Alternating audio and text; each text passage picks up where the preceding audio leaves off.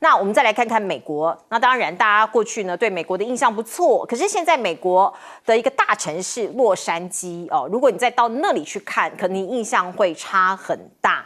洛杉矶呢，最近陷入了这个震爆的一个状况哦。那当然一开始是要这个驱逐移民嘛，那后来变成了一个警方跟民众啊互相对峙的情况。采访记者哦也遭殃哦。我们看到这个画面，这是 CNN 的记者在抗议区做报道，结果突然有一名震爆警察出来画荧幕上您看到哦，就这个盘问他，并且把他的双手哦。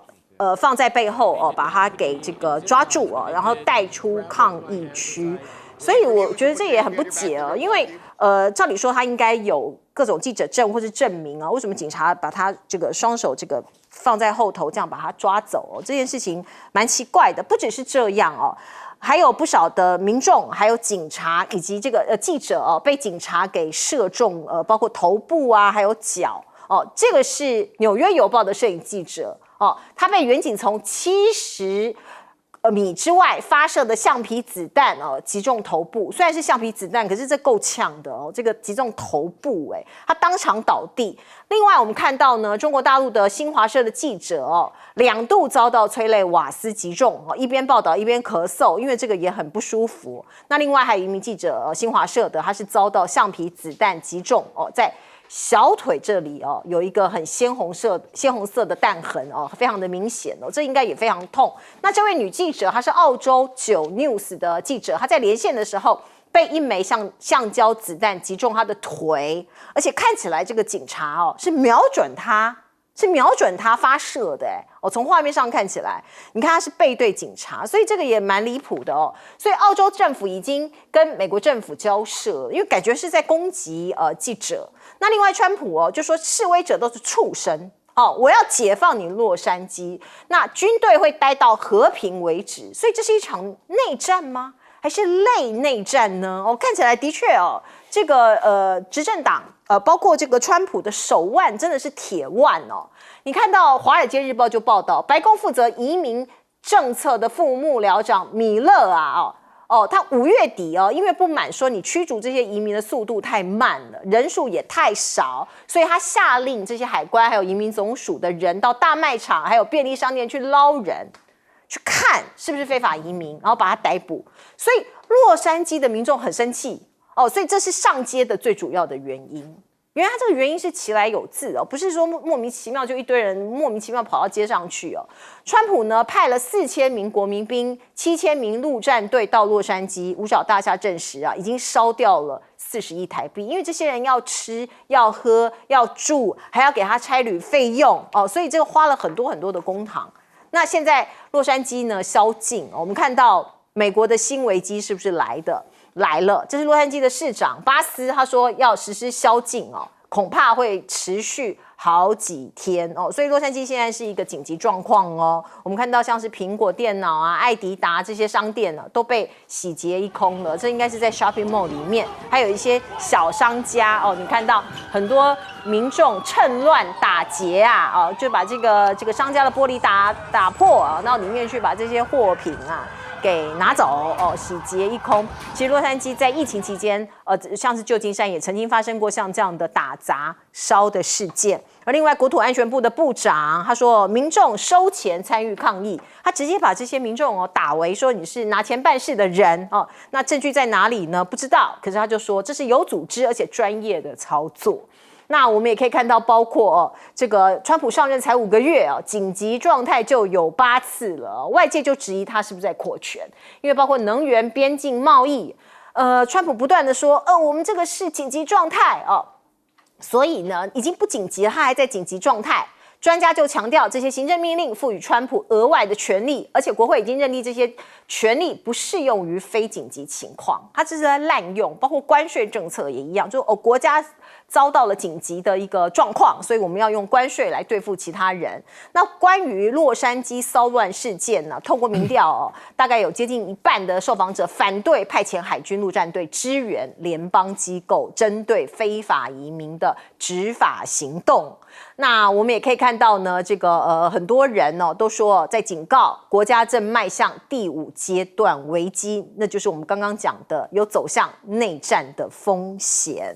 那我们看到呢，当地的这个州长是由民主党执政的纽森已经跟这个川普隔空叫嚣好几次了两个人在隔空在喊话那我们可以看到川普他直接说，我礼拜一有打电话给州长啊，我骂他一顿了。可是纽森说，你见鬼啦，我根本没有跟你通话，连语音留言都没有，你什么时候打电话给我的这个乱讲一通这两个人各说各话嘛所以媒体当地的媒体就说，2028的总统大选已经提早开打了纽森模仿川普巩固民主党内的地位如果假设纽森真的被逮捕了，他戴上手铐被带走，反而会让他一举成为民主党的烈士。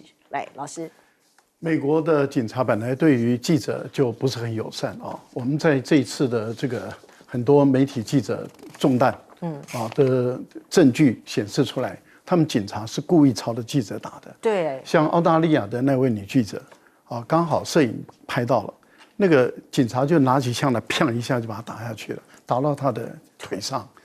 所以我们看到的就是太多的例证，就是美国的警察就直接攻击媒体记者，不管你是本国的媒体、外国的媒体，照打。这个最主要的因素在哪里？就他不在乎，因为他主要看的是他们的长官同不同意他这样做，或者是会不会包庇他这样做。但是美国基本上来讲，他们的行政部门对于警察也好，对于军人也好，他基本上是护短的。所以你看，美国的军人在海外胡作非为尤其是在阿富汗随便杀人，基本上不会有事。在日本，那么对于女生这样的一种侵犯，基本上不会有事。了不起就是一个很轻的罪，而且通常在日本不受当地的审判，因为他有司法豁免权。移回美国的本土来审判的时候，绝大部分都是轻轻的放下就没事了。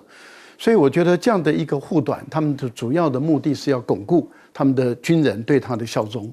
但是问题就在于他不在乎他的形象，因为什么？因为有太多崇洋媚外的人。台湾就是嘛，民进党不是每天把人权挂在嘴中吗？把新闻自由说媒体的这个采访权是要捍卫的。他当初在野的时候多支持啊，结果他执政了以后，他对媒体记者是什么态度？你看看他到现在对美国的内部的动乱，他一个字不讲，一句话不敢说。对于攻击媒体记者，一句话不敢说。这就是什么？崇洋媚外到极点嘛。那我们再来看看川普的目的在哪里？川普的目的其实整个来龙去脉越来越清楚了。从上礼拜五一直到现在，大家看得越来越清楚，就是川普的团队就是故意要挑起这个矛盾，挑起矛盾，激化矛盾，扩大矛盾，然后让整个加州民主党的重镇陷入瘫痪。陷入瘫痪以后，整个动乱一直在蔓延。好，他用军队接管，所以国民警卫队从2000人、2100人到4000多人。然后海军陆战队从500人到700人，就这样一直进来了以后，现在的情况就已经是国民警卫队跟海军陆战队接管了整个治安，那警察变成靠边站了。所以纽约州的州长的权力事实上已经被川普所架空了，这就是一种预谋，一种筹划。那川普现在变成是很多的共和党的州，其实在蔓延的时候，你看他们就预先调国民警卫队。所以现在变成是共和党的州长，他预先指挥国民警卫队，所以显示出他很有能力。可是民主党他们是反对用国民警卫队、用军人来镇压这群老百姓，应该由警察来去处理，因为警察接受的训练，他就是会制服嘛，他会有方法、有技巧来去制服这些暴动，平息这个暴动。那军人基本上来讲，他不是警察嘛，他被训练出来的是杀害敌人嘛。那一旦军人进入这个战场的时候呢，他基本上来讲，一旦被激怒，他很容易的就拿枪就打了。我觉得这是一个完全不同的一个理念的兵种嘛，一个是军人，一个警察，一个维持秩序，一个是要杀害敌人的。你把军人用来杀害自己的老百姓，这个不可以的事情。所以你会看到民主党大部分是反对，但是反对他就用军队、用国民警卫队来架空你。是你支持的共和党就说，哎，你有能力，民主党就变成没有能力。是来彬哥，表面上这好像是一个为了取缔非法移民出现的这样的一个暴乱，那实际上这就是一个政争了。基本上就是民主党跟共和党的价值出现了一个斗争。那川普这样的用意也是借机打掉民主党未来非常可能成为共和党敌手的纽森，目的就是在这里嘛。所以本来这件事情需要用这种方式处理嘛。当然这些非法移民的抗争什么东西，甚至出现零元购、打砸抢这些东西，这绝对是错误的。可是问题是，如果一开始不用这么急躁，而是相对缓和，给加州政府、给洛杉矶市当地一点时间，让他们用基本的警力去解决，然后中央不要催促的这么急，其实暴乱的情况应该不会到今天这么严重。那可是为什么要这么急躁？我个人认为是川普有心想要造成，他就是故意的，他就是希望造成这样的，因为他知道美国其实很多人对非法移民是有所反感，而且他也很清楚，这些非法移民一旦这个整个抗争失控之后，他们会做出很多这种打砸抢的行为，然后这个时候就可以铺天盖地把这些打砸抢的这一些画面到处播送，就可以激起很多美国人的反感，这就是川普要的东西啊，然后可以让他用更大的权力。不然的话，说真的啦，你都已经调了2000国民警卫队进去了，这个暴乱真的国民警卫队没有办法处理吗？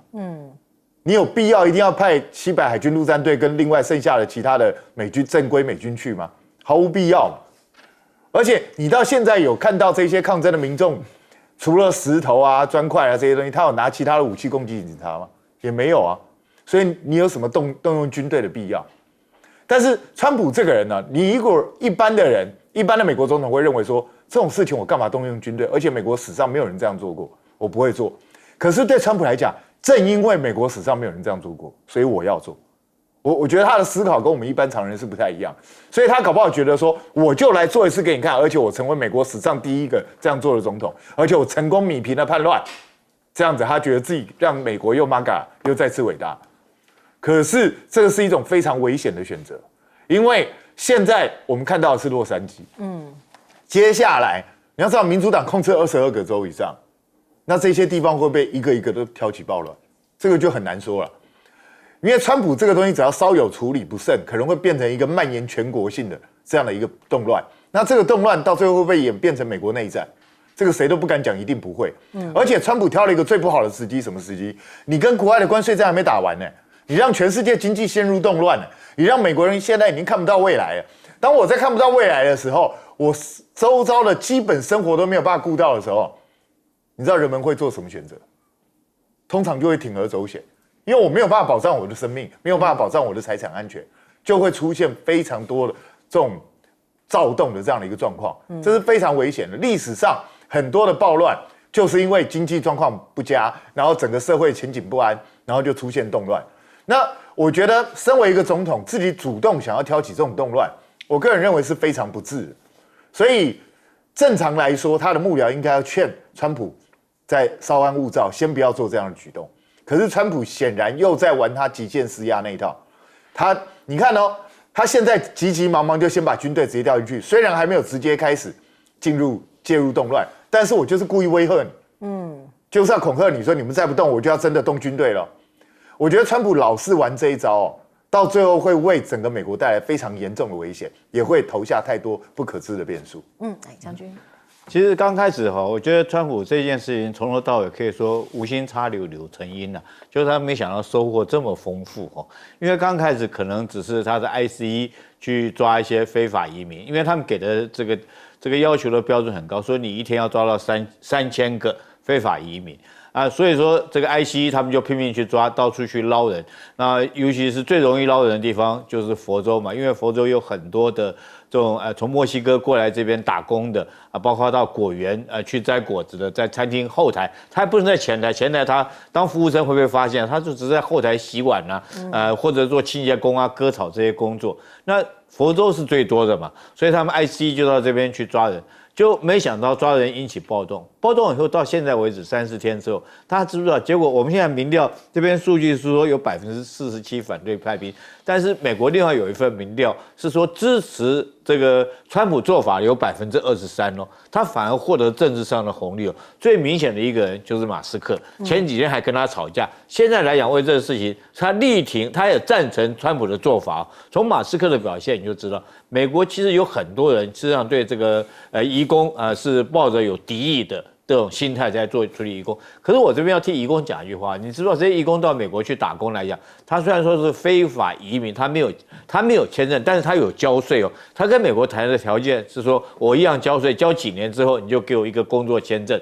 但是川普因为他觉得他现在来讲，他获得了在民调一调查结果，再加上马斯克认同他的做法，他认为他巩固了极右派，也就巩固了民主党共和党的内部，所以他会更加的这种加强这个力道，加强派兵或固守在这个地方，主要就是激化对立。当然，我们也看出来，当你激化对立来讲的话，你会短期可能获得政治上的一些红利，可是民主党也会变成更团结。我们看到纽森这时候有可能就纽森可能变成民主党的一个共主，如果他坚持对抗下去。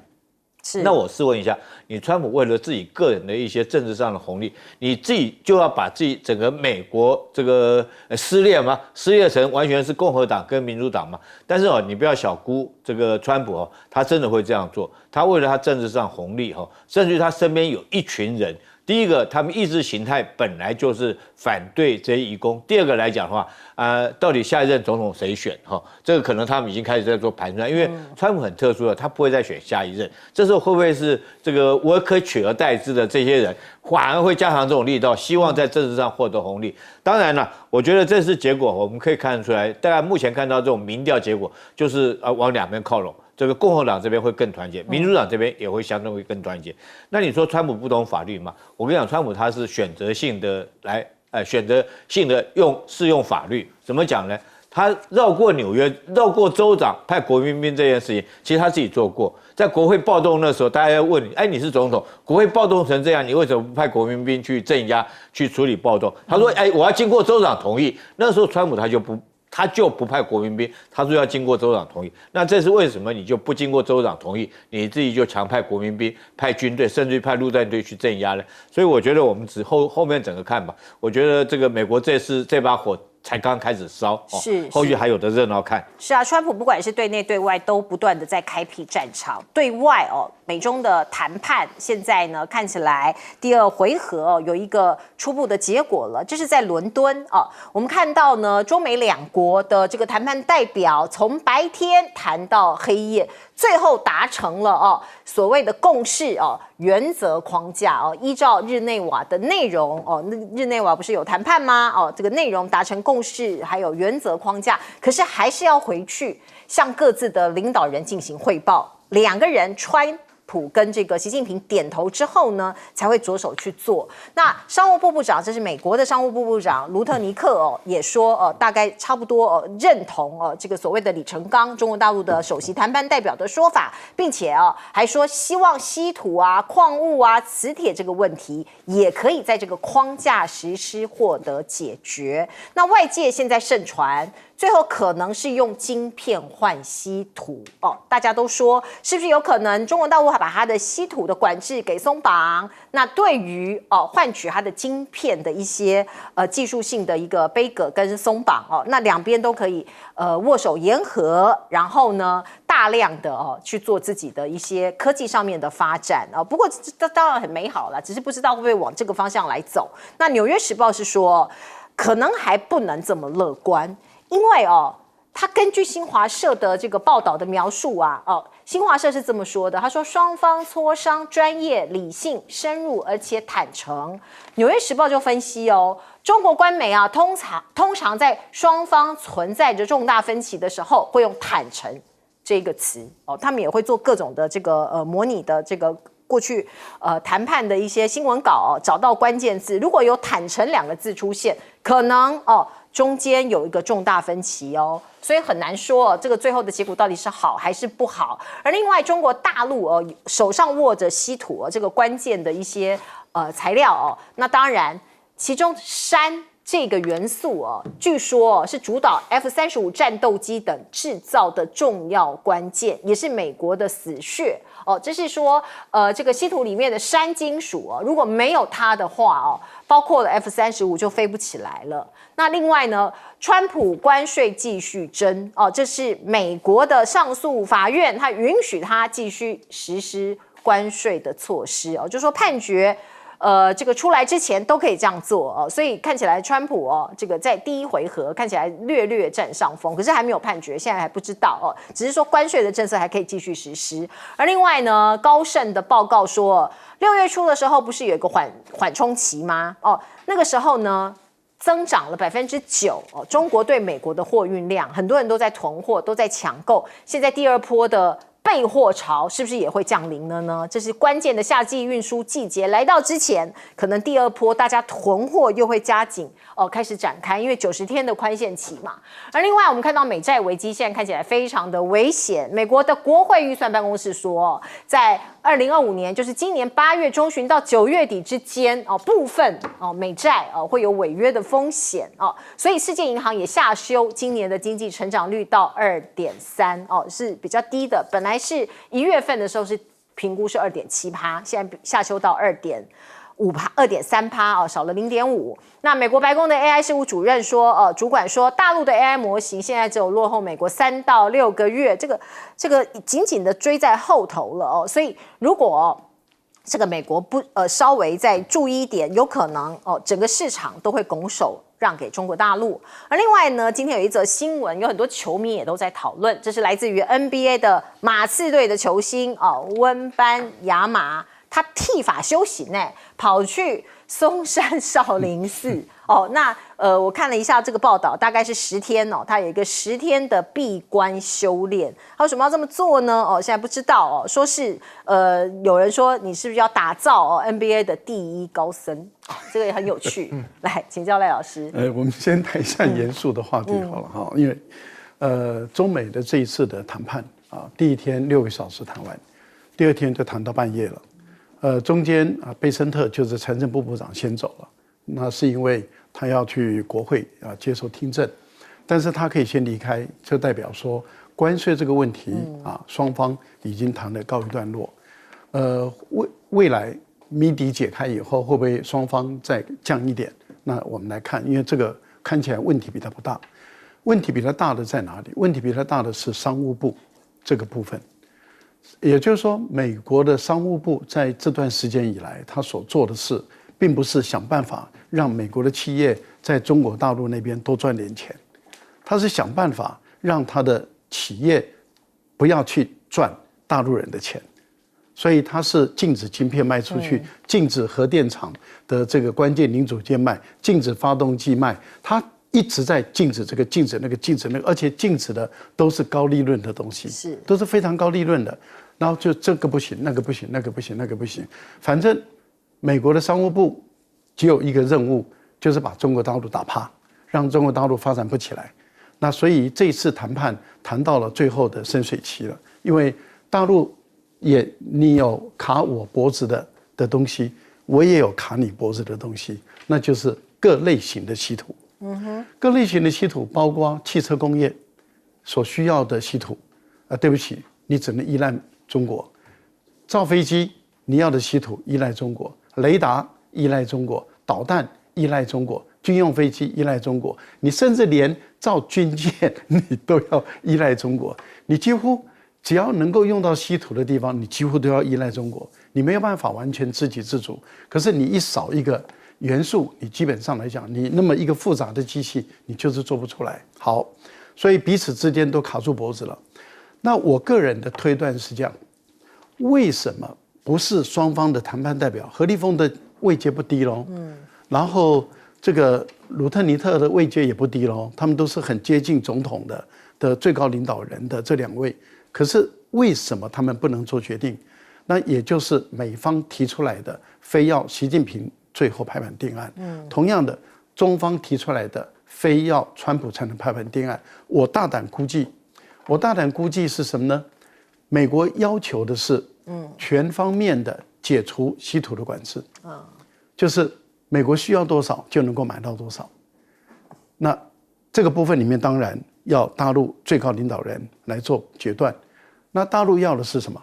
大陆要的一定是所有你美国的对于中国大陆，从以往你特朗普、川普第一任、拜登第二任，一直到你现在川普的第二任，你这段时间以来将近10年以来，你所有对中国大陆的禁运要全部解除。那这当然也要川普来做决定嘛，而且你要保证未来不会再提出禁止任何科技项。那这个已经是碰到双方最敏感，而且也只能够由双方领导人来做决定的，这才叫框架嘛，不然就不会叫框架了，不需要创造一个框架这个词。那所以，我个人觉得现在考量的是。如果你美国拿了我的东西，仓库堆满了我的稀土，结果呢，你把合约撕毁了，你又对我限制这个、禁止这个、禁止那个，那我怎么办？对，所以我对你没信任了嘛，那我就不可能让你的仓库堆满存货，所以我唯一能做的就是让你几个月的存货，但是你只要什么时候违反，我就什么时候卡你。所以我觉得最好的方法当然就是永远吃一餐，下一餐看你。继续执行，我就再给你量第二餐。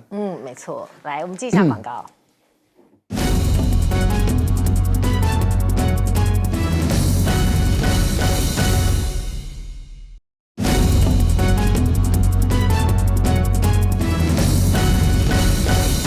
好，请教彬哥怎么看美中？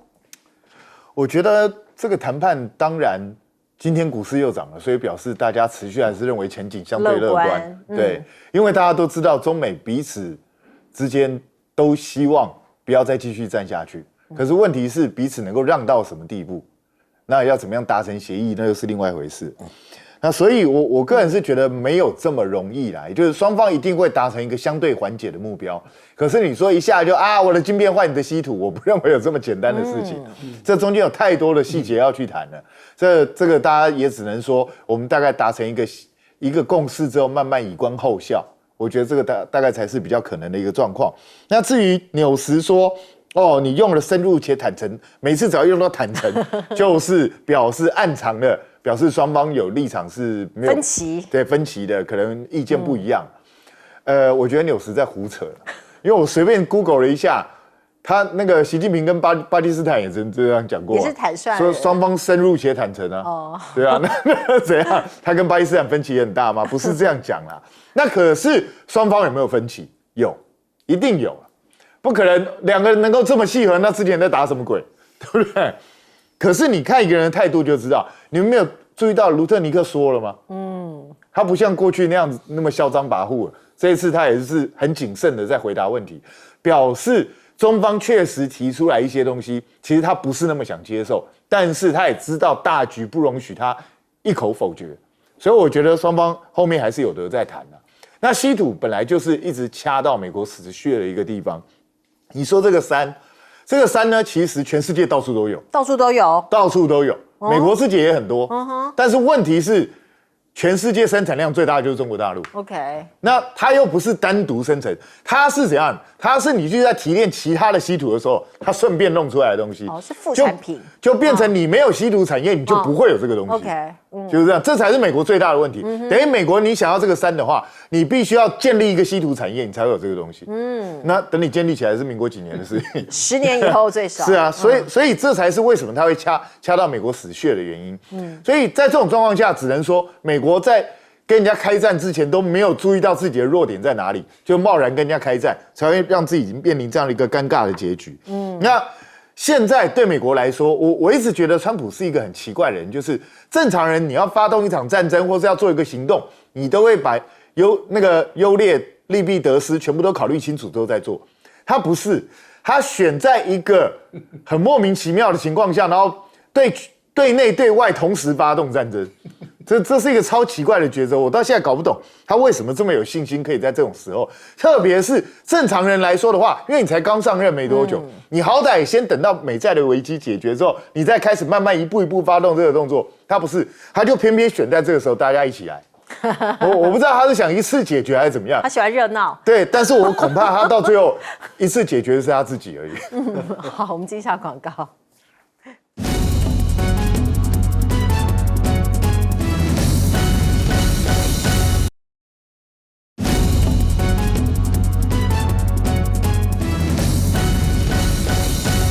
好，美中之战，将军怎么看？这个美国的 F-35战机需要中国这个磁铁，这个需要这三菇磁铁的事情，是美国自己在2022年的时候五角大厦所认证的。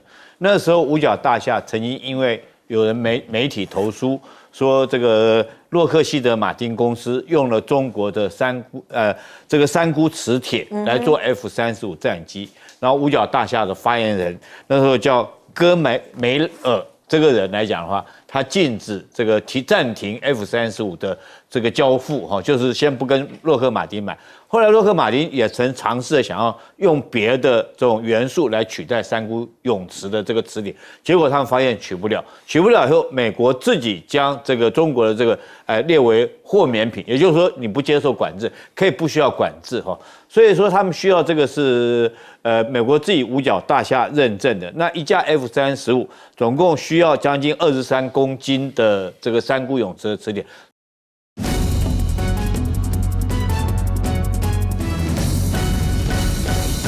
好，欢迎您回到新闻大白话的节目现场，我是钳子，介绍这1个小时的来宾。首先是国际政治专家赖岳岑老师，主持人好，观众朋友大家好，以及资深媒体人谢寒冰，主持人好，大家好。另外是退役少将厉正杰将军。钳子好，各位观众大家好。好，观众朋友，我们来看看网红馆长昨天登陆了，他第一站到上海，大家看到他全程都在直播。可是今天第2天，他在马路上面逛街的时候，有一名上海的民众来问他说：“馆长，请问你是哪一国人？”当下馆长可能还没准备好愣住了，而且苦笑那旁边有一些工作人员呢，就请这一位民众离开可是后来他回到游览车之后，他透过直播因为他又被问到同样的问题，我们来听听看他的回应是什么。陈先生你好，你好，请问你是哪国人？有没有？所以说不止台湾，在我们大陆也是有这种要逼你表态的。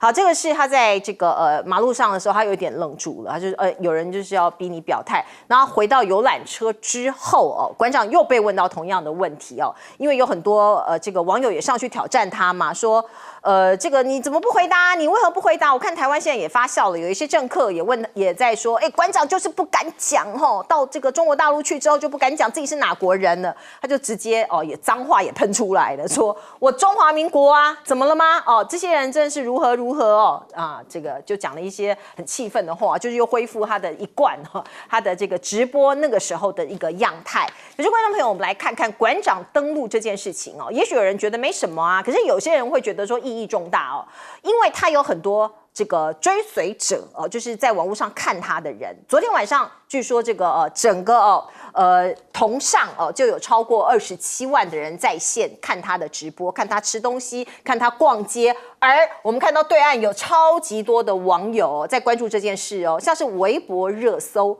馆长居然登上第5名，这个其实很不容易耶。因为中国大陆每天都有很多事情，你要知道他们各种的这个方方面面的事情非常多。馆长登陆这件事情居然可以冲到第5名，算是蛮热的、蛮热门的一个新闻。那在 YT 上面呢，因为好多人同时在线观看嘛，浏览率非常的高所以他登到发烧影片的第1名跟第3名，因为有好几个版本嘛那我们再来看看，包括抖内也很惊人呐。前面14个小时的抖内累积就破30万这个很厉害的在这个直播界也是一个很大的事情。那馆长说，我就是要到大陆去，要戳破民进党对不起，戳破民众党的谎言我们来看看他怎么说。民进党。看这个厕所很 fashion， 而且有门呢，你有没有看到有门呢？天哪，厕所居然有门！民进党真的有病，真的。我是统战看板呐，怎么我身边很多官员呐，哪有官员？靠背很舒服啊，有靠背啊。看一下他们的道路哦，我们现在看一下他们的道路，平整，对不对？哦，很平嘛。你看他们的路面，看他们的经济状况，这边开什么车，然后看他们路平不平，然后有没有遵守交通规则，你们可以看他们基础建设哦，大家来看一下。这是这个馆长第一次到中国大陆去哦，所以他看什么都非常新鲜。那当然，过去如果有一些其他的印象在他的脑子里，他就会说：哎，我过去是被骗了吗？哦，什么这个马路很不 OK 啊？哦，这个或者是说厕所没有门啊，这些他过去的印象哦，大家知道过去他对中国大陆也是有一些很多的批评。那某种程度他得到了解惑哦。那当然，上海是一个大都市，中国真的非常的大，每个地方的地形地貌、人情风味都不一样。总之，馆长他受到了热烈的欢迎，所以他说我要戳破民进党的谎言哦，这个大概是他第一天的一个整个的结论哦。那我们看到呢，也有当地的一些民众说，哎，要释放柯文哲啊！哦，馆长就说赖清德的坏大陆都知道，因为他说有一些粉丝是当地的粉丝哦，还穿上 KP 的衣服哦，所以他觉得很感动，因为大家知道馆长现在是很挺柯 P 嘛哦，那也希望把这个柯 P 的这个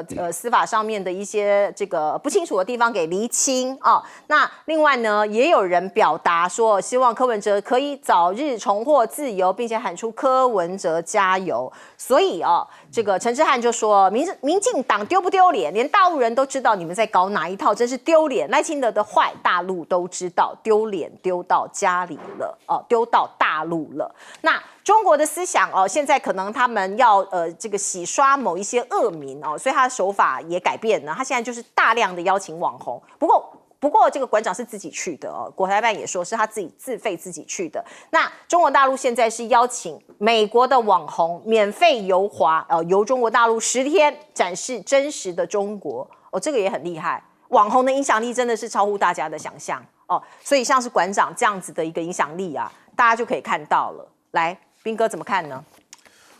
我觉得。当然我知道现在因为馆长被人家问你是哪国人，愣了一下之后，现在绿营的一些这些傻鸟啊，这些反正动物畜生类的就开始大做文章。那可是我必须说，正常人都会愣一下吧，因为我要思考一下，你到底是想要做什么？因为毕竟这是一个异乡，人生地不熟的地方。其实我跟你讲，不要说是他啦，今天如果你走在台湾街头，有个人突然之间问你说你是哪国人？我会怀疑这个人是谁，对，你会想说嘛他是有什么目的，想要干什么？我觉得人会有这种想法很正常啊。那后来也说他就是中华民国，这样就够了。那如果你们要用这种去检验馆长的话，那麻烦你们这些青鸟、黑熊、蟾蜍，你们到中国大陆去喊一下你们是台湾国人好不好？你去试试看嘛，对不对？你去做给我看啊！而且我提醒大家注意记不记得当初马英九去的时候，民进党是怎么呛他了？你不敢讲中华民国啦，你怎么样？你敢表态吗？你敢讲了我就怎么样？结果马英九就讲了，而且讲了好几次。那请问一下，他发生什么事了吗？也没有。那请问一下，那一些青鸟、黑熊、蟾蜍就因为这样闭嘴了吗？也没有。所以我老实说，馆长根本不用理这些人，因为这些人就是因为你去了中国大陆，让他们看到中国大陆的一些实况，让他们发觉自己的谎言被拆穿了，所以现在气急败坏，到处想要找茬找麻烦而已。你知道这2天你在 Threads 上面，你可以看到一大堆想尽办法想要去找馆长的破绽的人。然后更好笑的就是，他们一方面呼吁大家都不要去看馆长直播，不要增加他的流量，然后每一个人都看了，每一个人都在讲细节，每个人都在看。你如果不看，你怎么知道他做了什么？这不是很简单的事吗？所以你们这些笨鸟都在帮馆长增加流量啊！我跟你讲，我就没看。你没看？我没有看啊。我都有看，你没看？因为馆长昨天去的时候，我自己在做直播，然后他把我的观众都抢走了。所以你很生气？没有啦，其实说真的，我没有耐心看很长的东西啊，所以我而且媒体都会报道嘛，所以我也不用自己看嘛。所以我觉得这个就是这样。我早上有稍微去晃一下，记得早上大概7、8点的时候，他已经140万了，累积已经140万。吓我一跳，我是在线的。在线140万还得了？其实我跟大家讲，昨天他最高峰到27万，对，蛮高的。对，你知道那个甲亢哥啊，当初也是造成一股旋风，他最高多少？你知道吗？多少？16万而已。哦，真的哦，所以对啊他比他还高哎。所以表示馆长这件事情确实不仅是在台湾引起瞩目，我相信对港澳、对中国大陆都引起很多人瞩目。那你要知道很有趣的是，因为昨天我自己在做直播，很多人说其实很多人不知道馆长是谁。你说大陆还是大陆的朋友，他们不知道馆长是谁。大陆大部分都不知道。对真的哦，所以他们很好奇，想要知道这个人到底干嘛的。你知道？然后所以才会出现那一幕，就是三立就拿来做文章了。你知道三立做什么文章吗？他说大陆网友在嘲笑馆长，因为馆长不是说大陆高铁有靠背啊，哇，这个机场好漂亮啊，那个厕所很 fashion， 还有门哦。三立居然拿这个东西来做文章。人家馆长明明就是在嘲笑你们民进党过去的言论。因为你王一川不是说高铁没靠背吗？那王一川你要不要出来解释一下？人家现在现场直播给你看了，那人家那个上海厕所就是有门啊，你们民进党过去怎么说的？然后有一些根本不是馆长讲，馆长只是说，上海交通看起来不错。结果呢，你知道很多网友歪楼到哪里？他说他看到上海的马路好漂亮，好平直，而且没有坑坑巴巴，不像台北啊这些地方。那这就是我们自己要去检讨的地方。我一直觉得他山之石可以攻错，中国大陆不是每个地方都很好，中国大陆当然也有很差的地方。对，那有很差的地方，我们如果看到，就自己要警惕，不要让我们自己变成这样。如果人家比我们好的地方，我们就赶快学习改进嘛，不就是这样子而已吗？大家互相砥砺求进步。那最可悲的是那些不敢看的人，那些不想看、不敢看，所有的事情捂住眼睛就不敢相信的人。请问一下，你们现在还要告诉我这些都是 C 的吗？你不会告诉我说那个马路是在馆长去之前连夜铺成的吧？你不会告诉我这件事？旁边有灵眼呢。对，觉得有的人甚至直接就告诉你啊，那些都纸糊的，都是搭出来的。那你要这样相信也 OK 啊。但是我觉得这改变不了客观的事实。所以馆长去，你说他一定会造成什么旋风吗？也未必。但是我觉得他让台湾很多年轻人，他可能没有机会去过中国大陆，可能他对中国大陆的印象停留在民进党不断给他洗脑灌输的这些地方。那现在透过馆长的直播，能够看到中国大陆相对真实的一面。那至于那些很多人说你为什么不去拍中国大陆比较落后、比较烂、比较惨的地方？老实说啦，台湾有没有很落后、很惨、很烂的地方？有啊。你喜欢外国人来拍你这些地方吗？如果你喜欢的话，那我没话讲；如果你也不喜欢的话，人同此心，心同此理。而且我也不觉得这种直播就会到此为止。未来我相信会有一些网红啊什么，他搞不好就会去拍一些大陆比较差的地方。那你们也可以看到，我觉得我们不用闻过是非，也不用去歌功颂德，都一样的。大家重点是在于你要了解真实的对岸、真实的大陆是什么样一个环境。我必须讲啊，就算你真的把中国大陆当敌人，你是不是也应该了解你敌人多一点？不要对你的敌人存在错误的影响。我觉得这才是比较正向的思考。对，中国大陆有很多值得我们学习的地方，也有很多我们觉得不 OK 的地方，都有啦。其实你到网络上去看，已经很多人拍出来了。如果你够用功的话，来，其实你到哪一个国家，到哪一个城市，都有我们喜欢的地方，也有我们不喜欢的地方嘛。你不管你到巴黎、到伦敦、到纽约，你到洛杉矶、到旧金山。其实都一样嘛，都有我们觉得可以学习的，也都有我们觉得这个地方不 OK 啊。例如说，当你到纽约的时候，你会看到他们的地铁又脏又乱又臭；当你到这个旧金山的时候，你会觉得说怎么满街都是游民。你还是会有看到你不喜欢的地方，可是你也会看到，哎呦，它的历史建筑，哎呦，还蛮漂亮的，城市规划觉得还蛮赏心悦目的，都有嘛。但问题就在于，我们要评估的是整体来说。如果以整体来讲，坦白说，台北市是我们台湾是除了新竹市以外，那么最富有的，而且也是最重要的政治经济的中心。如果我们以整体来做评估，跟大陆比的话，台北市大概是大陆的2线到3线城市之间了，1线城市都够不上，顶多就是2线城市，那已经算是很勉强达到2线城市的这个列车，但是基本上是吊车尾的。我想你如果常去大陆，去到处去走走，你就会发现，其实我们台湾落后大陆已经落后相当的距离。也就是因为普遍性的、全面性的含高等教育哦，你看台湾的高等教育在全世界的排名已经越来越难排进去，而中国大陆在全世界100大排名有多少？亚洲前10名的大学，台湾1所都没有，日本才1所，而且还吊车尾，其他的都是大陆跟香港，还有新加坡，而且绝大部分都是大陆拿走。我们可以看到，大陆事实上是在全方面的进步了，台湾是全方位的退步。那为什么从李登辉以来就内斗到现在，台湾斗了20-30年，还在斗下去嘛？那我们因为不停的在斗，连这个身份都在斗，我都觉得很荒唐。国父1911年革命成功，我们就一个名字叫做我们都是中国人。我想从1911年都没有问题。日本战败投降，1945年台湾跟两岸之间统一了，我们中国只有一个中国，我们都叫做中国人。1949年以后，还是只有一个名字叫做都是中国人。大陆中华人民共和国也是简称中国，台湾中华民国也是简称中国，都是简称中国，都是中国人，有什么困难？只是在大陆的就叫做中华人民共和国国民，在台湾的就叫做中华民国国民，就这么简单嘛，一个名字而已，就叫做中国人，没有其他的人呐。来，将军，其实这次馆长到大陆去哈，这个我相信会让年轻人对大陆他们的实际状况有深刻的了解。那其实跟大陆之间的这种关系，我个人有很深的感慨哈，因为我父亲是大陆来台的第1代，我个人是第2代，当然我接触到我的小孩他们来讲的话，大概第3代。其实这3代人对大陆的印象各有各的看法。第1代人他们是对大陆怀着家乡的感情哈。那个时候，后来在80年代的时候，由于蒋经国先生开放老兵回家探亲哦，那时候老兵回去，我爸他们那一代回来给我们的感觉是大陆还是很落后，因为经过那段时间还没有这个经济还没有建设，也感觉很落后。